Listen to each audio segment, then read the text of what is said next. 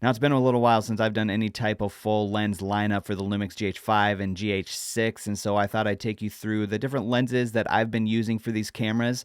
Now, this is not an in-depth look at these lenses. If you want to see some of these lenses a little bit more in-depth, you can check out some of those links down in the description. If you're new here, my name is Caleb, and I've been doing freelance videos since 2012, and I've been using LUMIX cameras since the LUMIX GH4. So if you want to learn more about LUMIX cameras like the S5, GH5, GH6, make sure you hit that subscribe button. Now, like I said, this is definitely not an in-depth breakdown, but I just kind of wanted to go through the different lenses that I've been using with the LUMIX GH5 and the GH6. Now, some of these I definitely use more than others. Some are more fun to use, some are less practical, some are more practical, some are just better in certain situations. But the first one I'm going to take a look at is the Mitakon 25mm f.95 super fast lens. Now, if you want some nice crisp background, this is going to be the lens that you're going to want to use. Now, this lens is absolutely tiny, almost too small for my fat fingers,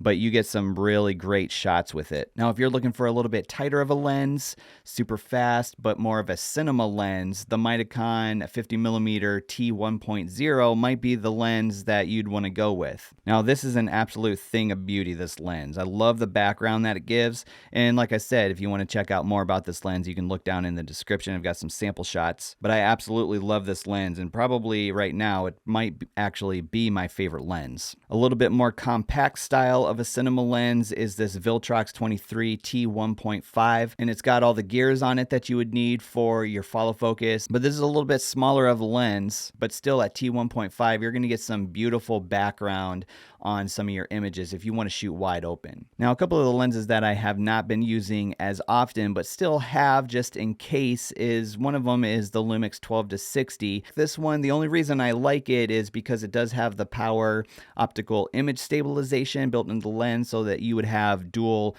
IBIS on the GH6 and on the GH5, but this is a variable aperture lens, and I'm not a big fan of that variable aperture because, so let's say you need to punch into that 60mm, that aperture is going to change, so you kind of have to make some other adjustments. I personally don't like that for run and gun, the way that I shoot. Some of those variable aperture lenses is just not something that I like to go with. So maybe a better option would be the LUMIX 12-35, and this is an f2.8, and this is a constant f2.8 through all focal lengths. But again, it has the power OIS on there, and you're able to have that dual IBIS on the GH6 and on the GH5. And this is actually, you know, this would be pretty standard, like 24 to 70mm that a lot of people like. They like those focal lengths, and this is a great lens to have. It's smaller, it's compact. I'm not a big fan of the focus throw, but on the GH6 you can kind of adjust some of how you focus with these different lenses. Another one would be this 9mm f1.7, and I've got a video on this if you want to check out more about it. It's super wide, so if you're like a selfie style content creator, that might be the lens that you could use on the GH6, and the autofocus seems to work fairly well with it. One of my favorite lenses that I have for the GH5 and GH6 that I really like the focal length for interviews is the Sigma 16mm f1.4. It's around that 35mm look, and so for interviews it's a really great lens, and then you have that f1.4